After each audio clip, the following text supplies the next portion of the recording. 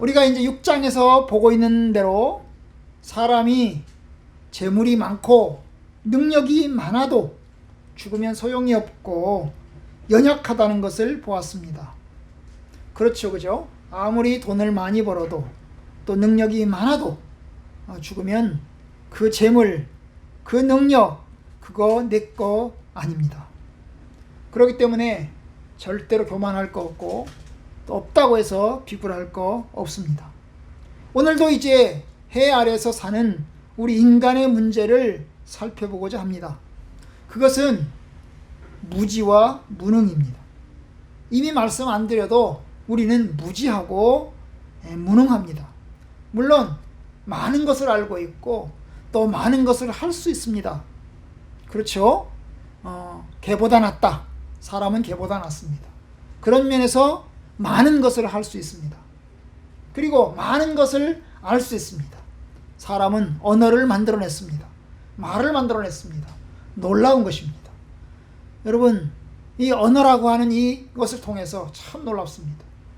제가 이제 가끔씩 요새 이제 지나간 전원일기를 봅니다. 가끔씩 전원일기를 이제 지나간 거잖아요. 지나간 것을 이제 유선 방송으로 이제 가끔 보는데, 이제 엊그제 보니까 전화라고 하는 주제가 나오더라고요. 그 마을에 이제 전화가 들어온 것입니다. 여러분, 전화가 들어왔는데 너무나 놀라운 거, 신기한 거예요. 왜냐하면 그 멀리 서울하고 시골하고 이렇게 떨어져 있는 사람들인데, 여러분, 그 선 하나 가지고 말을 하고 서로 알아듣고 들을 수가 있는 것입니다. 지금이야 뭐 여러분 무선전화, 핸드폰을 만들어냈으니까 여러분 선 없이 그냥 기계 하나 들고서 저 멀리 있는 사람하고 전화할 수 있다는 게 얼마나 놀랍습니까? 실시간으로 여러분들이 가정에서 이렇게 라이브로 예배 들어올 수 있다는 게 얼마나 놀랍습니까? 참 그런 면에서 인간은 대단하고 참 능력도 많고 아주 지혜롭고 똑똑한 것 같습니다.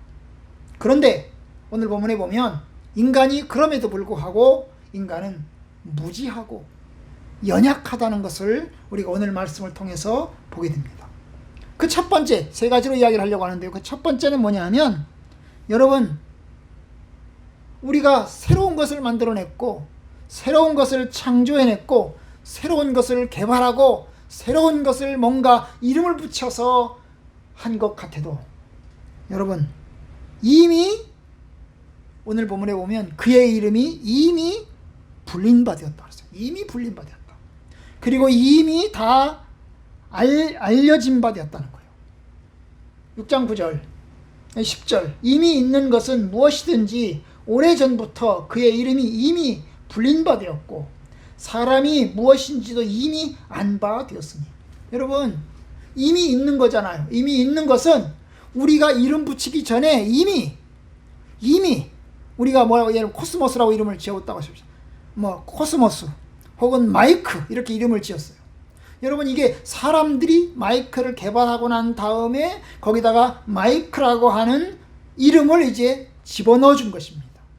어느 뭔가를 하나 만들어 놓고 거기다가 이름을 집어넣어 준 것입니다. 여러분, 책이라고 하는 것도 만들어 놓고 거기다가 책이라고 하는 이름을 집어넣어 준 것입니다. 그런데 오늘 본문에 보면 사람이 그것을 처음으로 책이라고 개발한 것 같은데, 이 사람이 처음으로 마이크라고 이름을 붙인 것 같은데, 오늘 본문에 보면 뭐라고 그랬어요? 이미 있는 것은 무엇이든지 오래전부터, 아주 오래전부터 그의 이름이 이미 불린 바 되었다. 이름을 붙이기 전부터, 이름이 붙여지기 전부터 이미 이름이 붙여져 있다는 것입니다. 이름이 붙여져 있어요. 여러분, 일본군이 우리나라에 들어와서 울릉도 독도에 들어가서 이상한 이제 꽃들, 풀들을 발견해가지고 일본식으로 이름을 다 지어 놓았습니다. 일제시대 말입니다. 일제시대. 그럼 그 일제시대 그 이전에는요? 이전에는 이름이 없었나요? 여러분, 보니까 우리나라식의 이름들이 있더라고요. 그런데 우리나라식의 이름들은 세계적인 학명에 이게 뭐예요? 이 풀명에 등록을 하지 않은 것입니다. 이름이 불려지고 있는데, 그런데 일본 사람이 들어와가지고 일본 사람이 지어놓은 이름이 뭐예요? 등록을 한 거예요. 등재가 되어 있는 것입니다. 일본식으로 등재가 되어 있는 것입니다. 울릉도에 있는 꽃인데, 독도에 있는 꽃인데 말입니다. 여러분, 그거랑 똑같은 거예요. 똑같은 거예요. 우리 사람이 개발해서 사람이 만들어 놓은 것 같은데 이미 뭐예요? 그의 이름이 이미 불린 바 되었다. 이미 불린 바 되었다. 그리고 사람이 무엇인지도 이미 안 바 되었다. 이미 안 바 되었다. 사람이 무엇인지도 저는 누구다. 저 사람의 인생은 어떻다.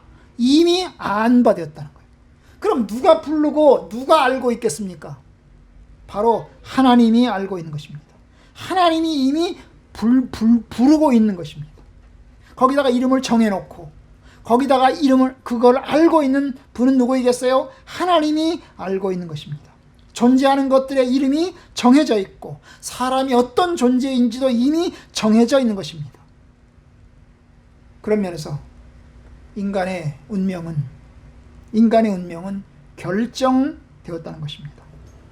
인간은 창조주가 아닙니다. 피조물입니다. 하나님에 의해서 창조함을 받은 피조물입니다. 그렇기 때문에 날고 기어도 창조주, 조물주가 될 수는 없습니다. 인간은 피조물입니다. 인간은 무지하고 인간은 무능합니다. 하나님보다 무지하고 하나님보다 무능합니다. 그래서 이제 10절 끝에 보시면 뭐라고 했어요? 자기보다 강한 자와는 능히 다툴 수 없느니라. 이 자기보다 강한 자가 누구겠어요? 바로 조물주, 창조주 하나님을 지칭합니다. 바로 이 조물주이신 창조주이신 하나님과 비교해서 논쟁해서 이길 수가 없고 싸워서 이길 수 있다는 것입니다. 하나님의 능력 앞에 이길 수 없습니다. 결국 하나님 앞에서 인간의 한계와 연약함을 이야기합니다. 아무리 인간이 뛰어나고 능력이 많아도 여전히 하나님이 될 수는 없습니다. 하나님 앞에서 인간은 그릇과 같습니다. 여러분, 그릇을 만드는 그릇 기술자가 이제 그릇을 만듭니다. 어떤 그릇은 이제 좋은 그릇으로, 어떤 그릇은 좀 나쁜 그릇으로 만들려고 작정을 했습니다. 이게 만드는 사람의 생각이지요. 그래서 만들려고 하고 있는데 여러분, 만들다가 또 마음에 안 들어가지고 또 뭉개버리고 새롭게 만들 수도 있습니다. 이게 만드는 사람, 기술자의 능력인 것입니다. 그런데 여러분, 우리 인간은 기술자가 아닙니다. 우리 인간은 능력자가 아닙니다. 인간은 뭐예요? 인간은 그릇에 불과합니다. 하나님께서 토기장이 하나님이시고 우리는 그릇에 불과한 것입니다. 그러니까 여러분, 하나님 앞에 알려져 있고 하나님께서 이미 우리 존재를 알고 있어요. 우리 존재를 알고 있어요. 우리 존재를 정해 놓고 있는 것입니다. 어떻게 정해 놓았는지, 어떻게 알고 있는지는 말씀하지 않았지만 하나님께서 우리의 생사화복을 주관하시는 하나님이십니다. 우리가 할 것은 하나님 앞에 굴복하는 것입니다. 우리가 하는 것은 하나님 앞에서 우리가 피조물인 것을 인정하는 것입니다. 여러분, 욥기서를 보면 욥이 뭐예요? 재난을 당합니다. 재난을 당합니다. 그리고 큰 어려움에 사로잡힙니다. 그런데 여러분, 욥을 재난을 당하게 하시는 분, 욥을 크게 고통 가운데 거하게 하시는 분, 바로 누구십니까? 하나님이십니다. 욥은 몰랐어요. 욥은 자기에게 왜 이러한 고난이 오는지를 몰랐어요. 욥은 아무런 죄가 없어요. 그런데 그 재난이 찾아왔어요. 욥이 해야 될 것은 뭐겠어요? 바로 받아들이는 것밖에 없어요. 하나님이 주신 것을 받아들일 수밖에 없어요. 바로 그런 거예요. 그런 면에서 여러분, 우리는 하나님 앞에 받아들여야 되는 거예요. 우리 인간의 운명, 우리 인간의 한계를 받아들여야 되는 것입니다.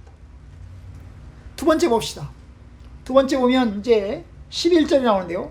이 11절에 보면 인간이 아무리 떠들어대도 여러분, 인간은 무능합니다. 인간은 무능해요. 아무리 인간이 떠들어대도 무능합니다. 11절, 헛된 것을 더하게 하는 많은 일들이 있나니 그것이 사람에게 무슨 유익이 있으랴.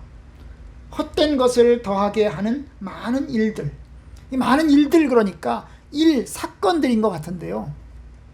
이 한글 개역 성경의 이제 각주 밑에를 보시면 이거를 뭐라고 해놨어요? 언론이라고 해놨어요. 언론이 뭡니까? 말하는 거죠. 말이죠. 말은 말인데 뭐예요? 신문 기사, 방송 기사 이런 걸 통해서 막 이제 쏟아내는 거예요. 쏟아내는 것입니다. 쏟아내는 거죠.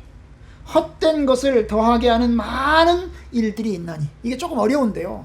많은 일들이 있는데, 많은 언론들이 있고 많은 말들이 있는데, 그 많은 말들, 많은 언론들이 뭐예요? 쓰잘데기 없다는 겁니다. 요 얘기를 하는 거예요. 요 얘기를. 바로 그 얘기를 하는 거예요. 많은 일들, 많은 사건들이 아니고 언론, 말입니다. 말.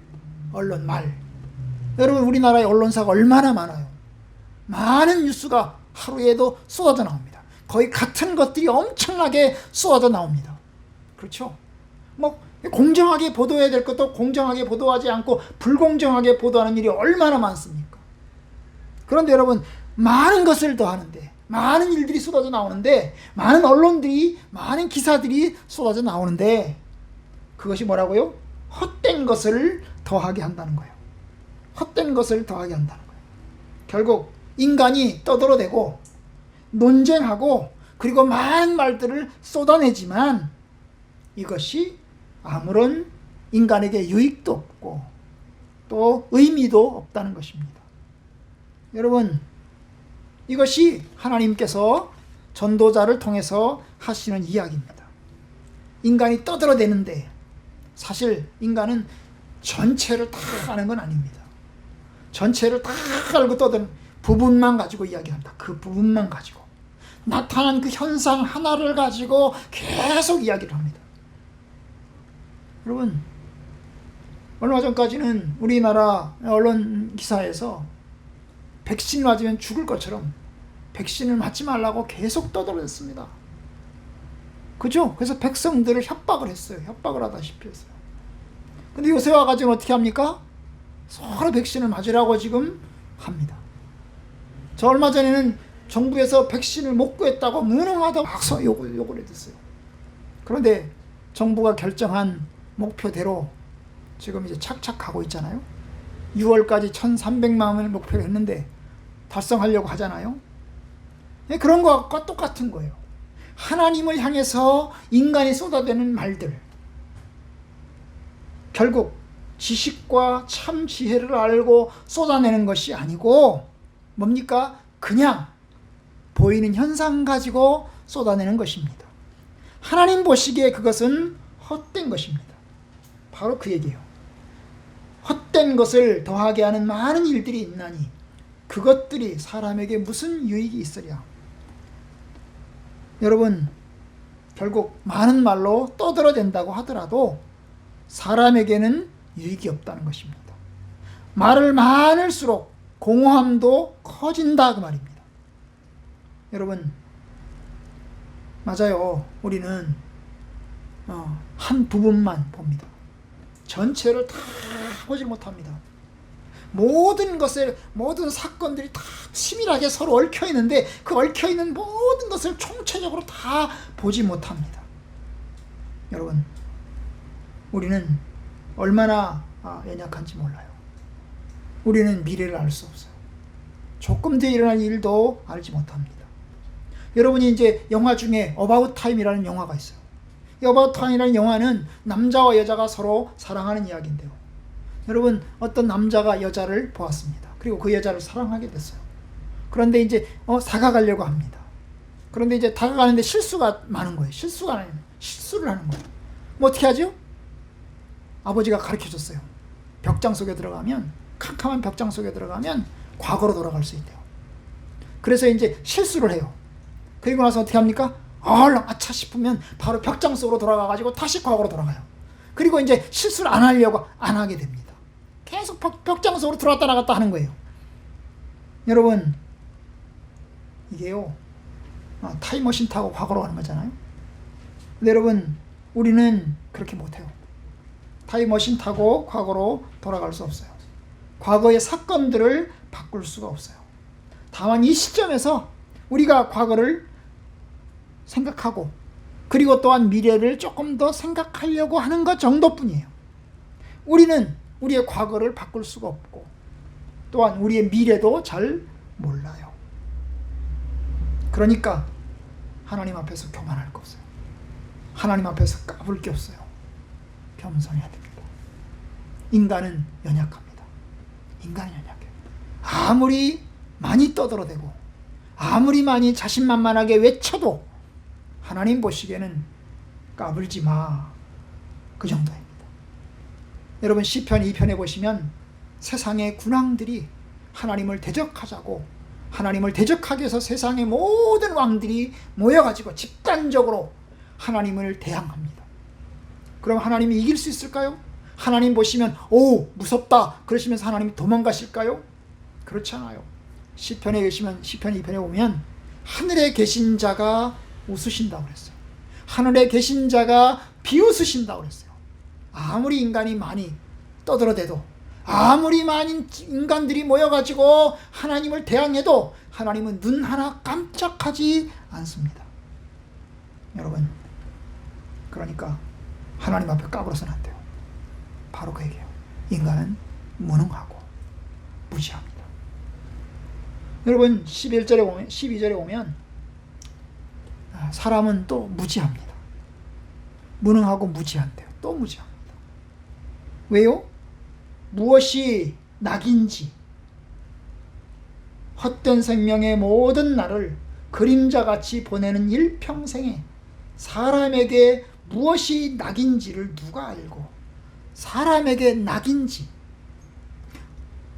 즐거움인지를 해야 할 일이라고 하는 것을, 선하고 올바르다고 하는 것을 누가 알겠냐, 이거 누가 알겠냐. 사람에게 무엇이 정말로 유익한지 누가 알겠고, 또한 그 후에 해 아래에서 무슨 일이 있을 것을 누가 능히 고하겠느냐. 미래에 일어난 일을 누가 고하겠느냐.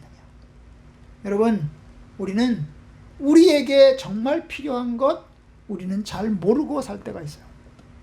우리에게 정말 필요한 것을 잘 모르고 살 때가 있습니다. 저는 이제 시연이에게 이제 하루에 한 번씩, 아니 하루에 여러 번씩 이야기를 합니다. 학교를 갔다 오거나 혹은 놀다 들어오면 혹은 하루의 일과 중에서 이야기합니다. 야, 네가 해야 할 것은 뭐고 네가 하고 싶은 일은 뭐냐. 하고 싶은 일보다 해야 할 일을 먼저 해야 된다. 해야 할 일은 뭘까요? 숙제죠, 숙제. 반드시 해야 되는 거. 하고 싶은 것은 뭘까요? 노는 거죠. 네, 노는 거. 게임하고 노는 거. 근데 어른들의 시각에서 볼 때, 부모의 시각에서 볼 때 뭐예요? 아, 저놈들이 해야 될 게 뭐구나. 이것을 알고 있는 거죠. 그래서 그걸 하라고 얘기를 하는 거예요. 네가 해야 할 것을 먼저 해라. 근데 여러분, 하나님 앞에서 우리의 모습이 그래요. 하나님 앞에서 우리의 모습이 우리는 잘 몰라요. 무엇이 선하고 무엇이 필요하고 무엇이 생명인지 우리는 잘 몰라요. 그래서 어떻게 합니까? 내가 하고 싶은 것, 내가 해야 할 것, 하나님 앞에서 내가 해야 할 것을 하려고 하기보다 내가 하고 싶은 것, 내가 붙잡고 싶은 것 위주로 할 때가 많아요. 어린아이들과 같은 거죠. 어린아이들과 같은 것입니다. 해야 할 것과 하고 싶은 것 중에서 우리는 하고 싶은 것을 선택합니다. 어른들도 그렇다고 말해요. 어른들도 하나님의 십장에서 볼 때, 하나님의 시각에서 볼 때 해야 할 것이 있고 하고 싶은 것이 있는데, 해야 할 것을 우리는 하지 않고 하고 싶은 것을 할 때가 많아요. 우리는 이 세상에서 무엇이 진정으로 좋고 선한 것인지를 알 수 없고, 우리 뒤에 일어날 일, 미래의 일을 알 수가 없습니다. 참으로 무지한 거죠. 똑똑한 것 같은데, 참으로 똑똑하고 지혜로운 것 같은데 헛똑똑한 것입니다. 헛똑똑입니다. 아마 하나님 앞에서 오늘 전도서에서 전도자가 하고 싶은 얘기는 뭐예요? 우리가 전도서 이제 뭐예요? 결론을 보지 않았지만 맨 마지막에 전도자가 하고 싶은 얘기는 뭐예요? 여호와를 경외하라입니다. 여호와를 경외하라. 그것이 해야 될 일입니다. 전도서 12장 13절에 보면 일의 결국을 다 들었으니 하나님을 경외하고 그의 명령을 지킬지어다. 하나님을 경외하고 그 명령을 지켜라. 이것이 모든 사람의 본분이다. 본분이 뭡니까? 반드시 해야 되는 거죠. 그렇죠. 마땅히 해야 될 게 본분이에요. 하나님을 경외하고 그의 명령을 지키는 것이 마땅히 인간으로서 해야 될 마땅한 바라 그 말입니다. 하나님은 모든 행위와 모든 은밀한 일을 선악간에 심판하시죠. 하나님이 반드시 심판하실 것이니까 네가 해야 될 것, 네가 반드시 본분으로서 해야 될 것을 감당하도록 해라. 이게 전도자가 하고 싶은 이야기입니다. 그런데 우리는 그걸 잘 몰라요. 우리의 본분을 잘 몰라요. 본분을 잘 모르니까 어떻게 해요? 본분을 버리고 사람이 마땅히 해야 될 바를 버리고 뭐예요? 함부롭게나 아무렇게나 살아가는 것입니다.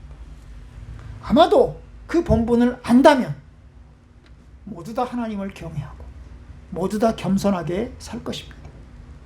여러분, 세상의 철학자들을 보십시오. 여러분, 세상의 철학자들은 사실은 좋고 나쁜 것을 모릅니다. 세상의 철학자들을 보면 백인백색입니다. 서로 다 자기가 옳다고 자기가 보는 것이 좋다고 이야기를 합니다. 모두 다 자기 시각에서 이야기를 합니다. 그런데 여러분, 그 대답이 각각 다르잖아요. 철학자들의 시각이 각각 달라요. 그런데 철학자들도 역시 미래를 몰라요. 아무리 능력이 많아도 몰라요. 그래서 여러분, 우리는 철학자들을 의지할 게 아닙니다. 하나님의 말씀을 의지할 것이고 하나님을 의지할 것입니다. 결국은 하나님의 주권 앞에, 하나님의 능력 앞에 겸손해야 됩니다. 오늘 이제 6장 10절부터 12절에 뭐예요? 결론이 뭐예요? 결론은 뭐예요? 10절 끝에 있는 것입니다. 10절 끝에 있는 대로 누가 하나님을 향해서 하나님과 다툴 수 있겠냐 그 말입니다. 누가? 자기보다 강한 자와 능히 다툴 수 없느니라. 자기보다 강한 자와. 자기보다 강한 자가 누구죠? 하나님이죠. 어린아이 입장에서 보면 부모죠. 그죠? 어린아이 입장에서 부모입니다. 우리 인간의 입장에서 누구예요? 하나님이죠. 우리보다 강한 자와 누가 다툴 수 있겠냐? 아무도 다투지 못합니다. 여러분이 자기보다 강한 자와 다툴 수 없느니라, 이 말씀은 욥기서의 결론입니다. 여러분, 욥기서의 결론이 뭔지 아세요? 욥기서 이제 1장부터 42장까지 욥의 고난이 닥쳐와 가지고 나중에 회복되잖아요. 그런데 욥의 3장부터 시작해서 41장까지는 이 논쟁입니다. 논쟁.